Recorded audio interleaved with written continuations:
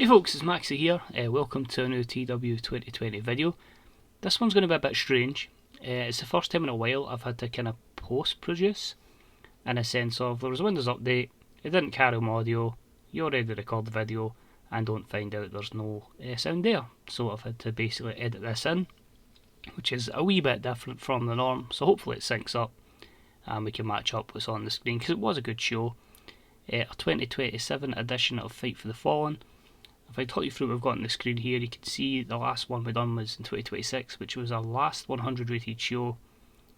As I say, it's one of those shows that you can have a bit of fun on. You can really experiment a little bit. You can see we had some nice wee appearances there. You can see Gulia popped up last year.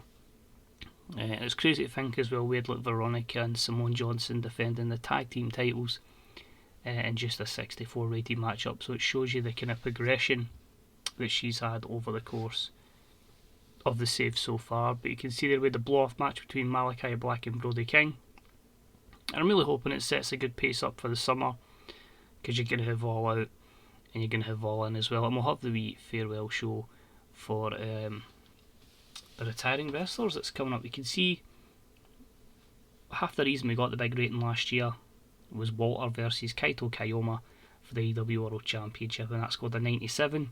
So that, and with a strong Elite promo, as you can see there with the 95, gave us the best position possible. We kick off then in front of 91,118 fans in the Ohio Stadium with some trios actions. Really try to get Kenny Omega up to speed after his injury.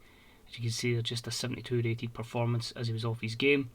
But we about that had some great wrestling and good heat that saw the Elite, Matt Jackson, Nick Jackson and Kenny Omega defeat Dragon Lee in Top Flight in 13:48. When Kenny pinned Dante with a one-winged angel.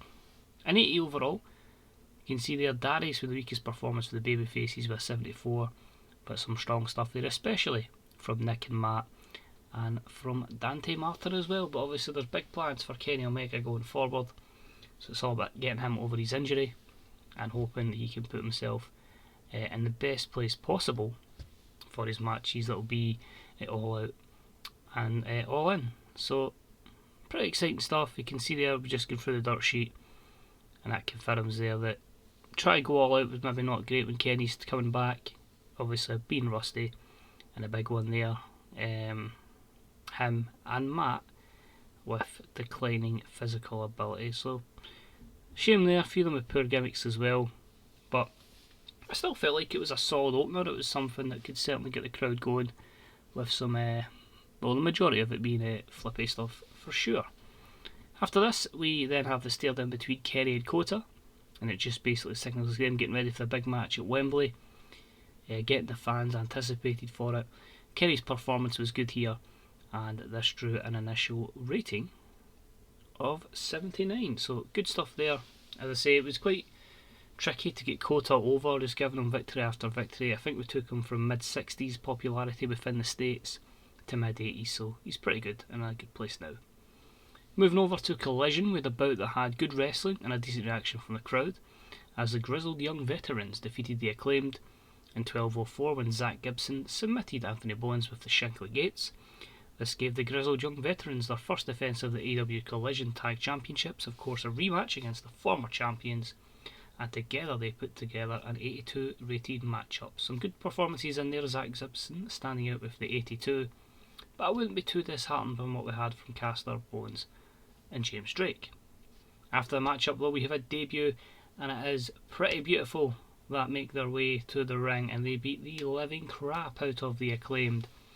So we've mixed up their WWE names and their former names to give us Lewis Prince and Samuel Wilson, and they are pretty beautiful. 56 for this one. They don't have the greatest popularity within the save, because the mod was well before they were over WWE. The think when we started this would have been in NXT UK, so basically a long way to build them up. We pushed forward the matchup a bit earlier, and that was the matchup between Mercedes Moné and Veronica, and these two put together a fantastic heat match with great wrestling, as Veronica defeated Mercedes in 17:36 with the locked Wraith Slice. Second defence of the belt for Veronica. She only brought a 74, because obviously not the greatest technically, but she brought the psychology, as Mercedes had a 90 performance in an 80 match. And after the match up, we hear from Mercedes Moné. She says, "You got lucky tonight, Veronica, but just you watch, I'm going to win this Owen Hart Foundation tournament, and then when the spotlight is back on us, the biggest stage possible, I'm going to take that Women's Championship, and I'm not going to stop until I do." And that is an 84 rated promo from Mercedes Moné. It's worrying, she's 35 now, so that's when you start to see the decline of the women's wrestlers, and they retire a bit earlier than the men as well. So it could be one of the last hurrahs, although to be fair, Becky's still going, Bayley's still going. We did lose Charlotte at 40, so it'll be interesting to see what happens. I think the women's division is in a very strong place at the moment, which is good. Having Mayu certainly helps. Next up was the Mixed Tag Team Championships on the line, and we had a bout here that had great heat and decent wrestling, as Britt Baker and Sammy Guevara defeated Eddie Kingston and Riho in 11:53 when Britt submitted Riho, meaning that your new champs after a quick reign from the former ones are Britt and Sammy Guevara. In ring performance, Sammy was the best and a 75 rated matchup. So a few things to take from this, as it just shows it was kind of short term putting Eddie and Riho together. The fact they didn't click kind of pushed me towards taking the belts back off them. But of course, if you've been following the save for a prolonged period of time, you'll know that of course Britt Baker and Adam Cole split up, and she's with Sammy Guevara. The new champ doesn't have the belt for long though, as Hook comes down and he attacks him. These two have been feuding on the Collision brand. They had a match up within the Owen Hart Foundation tournament, which Sammy Guevara kind of took exception to what Hook did, and Hook gets his revenge here. Basically, Sammy lost to Hook. Hook then was cost by Sammy, and it led to that. Then had another Owen Hart Foundation semi-final, and it was about to had superb wrestling and great heat, as on the Dynamite bracket, Mayu Iwatani defeated fellow babyface Anna Jay in 17:45 with a diving double foot stomp. These two always bring it together. Anna Jay is probably one of those ones that's developed well and been a very good usage of dojos, as she keeps getting better. We then cut to Ethan Page, who's backstage, and he's cutting a few words on Prince Devitt. These two have had a little feud over All Ego's International Championship, and he just basically says, "Prince, what the hell's happened? You're not a king, you're not a prince, you're just a peasant now, your skill's gone, you're breaking down, maybe it's time to give up." So no match between these two, they've had their match up, but it's just Ethan Page basically berating Prince Devitt. He's like one of our many older wrestlers now, he's starting to break down, like declining physical ability is hitting hard. So we'll probably phase him more into a kind of mentor role. But not All Ego's best promo, to be fair. A 67 is pretty bland, pretty meh. But yeah, he's done some decent stuff since we've moved him to Dynamite and aligned him with Cody Rhodes. Semi-final match in the Owen brackets for Rampage, and it was a good match up here. Tyler Bate defeating Wheeler Yuta in 13:48 with a Tyler Driver 97. This was a 78 rated match up here. We kind of hoped I could maybe push the 80s with it, but Tyler brought a good 89 performance in a Steal the Show match. Yuta just a 69, but yeah, Bate progresses. And we then have a little backstage segment which just Eddie saying, "Riho, it was a nice wee partnership, but as much as I appreciate you, I appreciate Japan, I just realised that this isn't really going to work out. I've had a good time on Dynamite, a good time on Rampage. It's time for me to take myself to Collision and beat the crap out of that no good SOB Sammy Guevara." So he's absolutely chomping at the bits to get his hands on Sammy. So is Hook, and Sammy Guevara is a wanted man. We then eventually will move on. I'm only a 67. It's not too bad considering Riho wasn't scripted, and she obviously would struggle with that because Eddie is obviously scripted, non-scripted because he is. We had a little feud here between our two former colleagues, two former friends, mentor and protege, and it was about here that had good heat and decent wrestling that saw Bryan Danielson defeat Daniel Garcia in 1816 with cattle mutilation after blatantly cheating. So Bryan progresses with a 75 over Daniel Garcia. So you can see here Bryan's starting to really go down physically, so that's why he only got a 68 performance. But what fascinates me is he was still able to make Daniel Garcia look really strong. So I'm really intrigued to see how that goes, because he's physically not there, but obviously I'm assuming he would still have all the basics. So But a shame we're at a stage where Kenny, etc., Brian are all basically hanging down. It could be just that Daniel Garcia's stats aren't particularly great, so maybe I need to get him to a dojo. But I'm hoping, as I say, within the next couple of months, just to open maybe we've got 3 dojos open, but they can only take like 11 to 14 people, so maybe even open our 10 and go from there. A few words after from Brian, he just says, I get in your head, I've showed you you've the last 2 years have been a complete waste of time, you're nowhere near the level of me. What the hell have you done in the last 2 years? This just shows evidence of why I had to let you go, because you just don't cut the mustard. 79. We then had another one on Dynamite, and it was about that had some great heat and good wrestling as Adam Cole, baby, defeated Wardlow in 10:42 with a flying crossbody.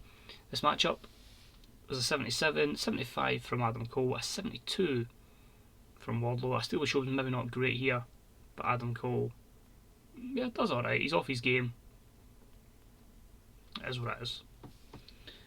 Wardlow's one that could maybe have a better stat set. We have a returnees now, the Gun Club. I finally get Colton and Austin back, so we're going to give them a wee push. And they've made a little statement here, despite the fact they'll be on a different brand, they're going to Collision. They've taken out the tag team champions Penta and Rey Fenix. This was a 63 rated segment. It was just really giving them a big impact. We're going to build them up, and they'll get a match up with the Lucha Bros on a pay-per-view. Will they get the belts so soon? Very unlikely. But both debut a degenerate gimmick, and both of them had the initial rating of great. It's one of those ones that were just kind of thought would outbid Impact. At the time they were obviously not my development company, and yeah, they chose to go there. Next up, we had a superb matchup that saw Hangman Adam Page defeat Pete Dunne in 1821 by pinfall with Buckshot Lariat. This one saw the finish where Pete Dunne was distracted by Jon Moxley. Obviously these two were a little back and forth after Pete Dunne attacked Jon Moxley when Jon Moxley had that injury. So we're obviously building up to Moxley versus Dunne at the event in the UK, but it also gives us a matchup that will see Hangman and Adam Cole face each other in the final of the Dynamite bracket, and that will take place at Farewell Friends, our next event next week. So 80 for the matchup. Maybe could have been a bit better in that regard, but similar to Tyler Bate, we're slowly but surely getting Pete Dunne to that next level where we expect him to be, because he is a very, very talented worker.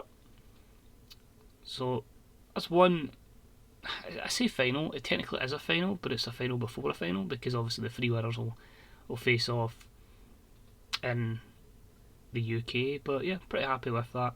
And we get the wee stare down between Hangman and Adam Cole. You know, both of them are in the Elite, both of them turned their back on the Elite to become baby faces, and now both of them are going to square off in the final to get an opportunity to go for the championship. So 81, Hangman came out of it looking excellent. So delighted with that one. As I say, Adam Cole's been a weird one. And that moved us on to, I believe, our main event, which was for the AEW World Championship. He's defeated Rush and Andrade individually, but how would he get on in triple threat action? Well, the result was a sensational wrestling match with fantastic heat, as Konosuke Takeshita defeats Andrade El Idolo and Rush in 1840, when Takeshita submitted Rush with the Wall of Takeshita. Konosuke Takeshita makes his 4th defence of the AEW World title. Disappointingly though, despite 3 absolutely fantastic in-ring performances of a 96, a 94 and a 95, psychology has put us down to an 84. Frustrating, because all 3 of these guys are fantastic. I would hope that Andrade, I think his psychology about 82, 83 and Konosuke Takeshita in 83, maybe just a poor roll. Maybe I've been unlucky. I know Rush is a 77 psychology. It's been the bane of my life that we don't have people with a great psychology, hence why we had the long run as champion for Walter. But it's one of those things. Maybe we'll just do what WWE done in real life, and we'll blame the road agent Shane McMahon for making it a mess. But it's one of those things. But Takeshita, going forward, will need a new opponent, and that opponent is going to be Walter. The 2 of them stare down, both going to be baby faces for the feud, so there's a few points in that regard, but psychology won't be a problem when the big man's involved. Really excited to see how these 2 do. 80 rated segment's a bit of a shame. Walter getting stale, we'll fix that gimmick, but when we go to London, that is going to be our main event, and I think that is going to be absolutely stellar. Konosuke Takeshita Walter for the AEW World Championship.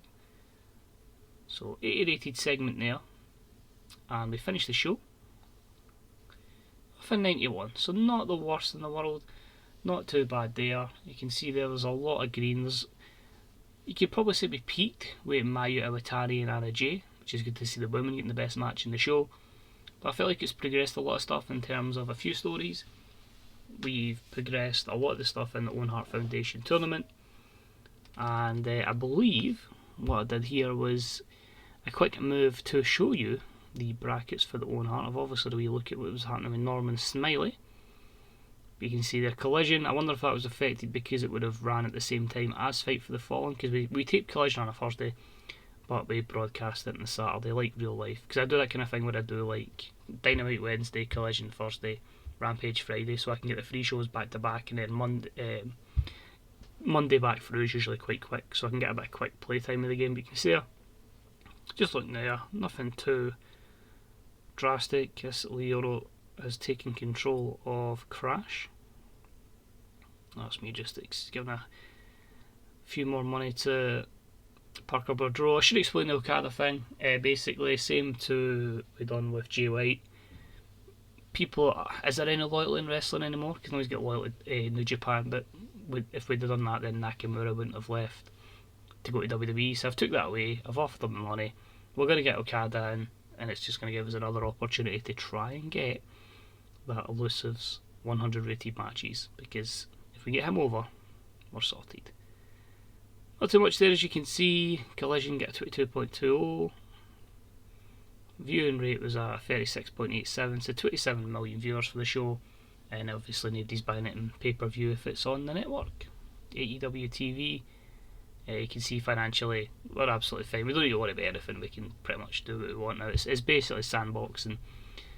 Try out some good stories and put on the best matches possible.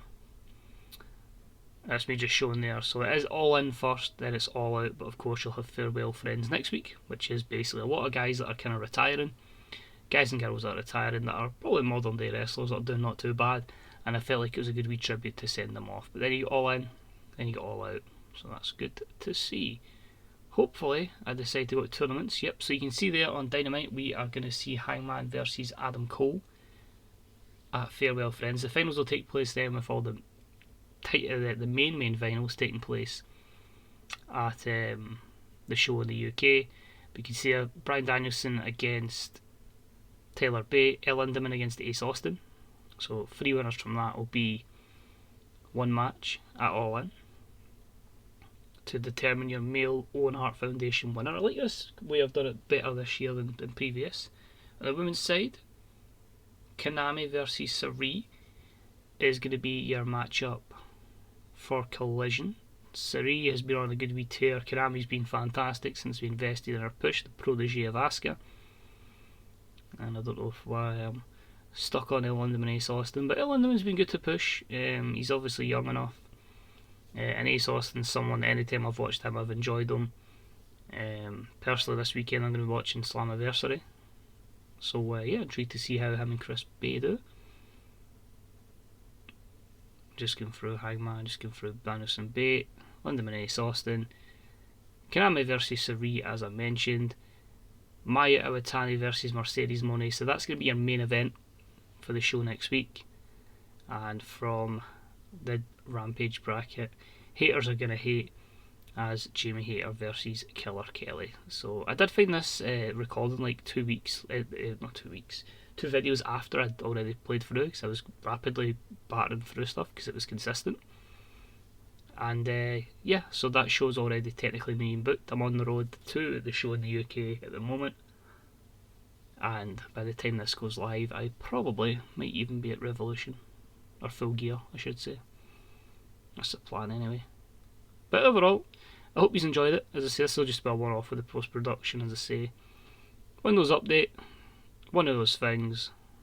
But yeah, thanks for watching. Check out the Fantasy Bookers subreddit, the Grey Dog Software forums, and all the great places that you can get the databases and graphics. Great stuff that the people do, and they're truly a great part of our community. Take it easy. Bye bye.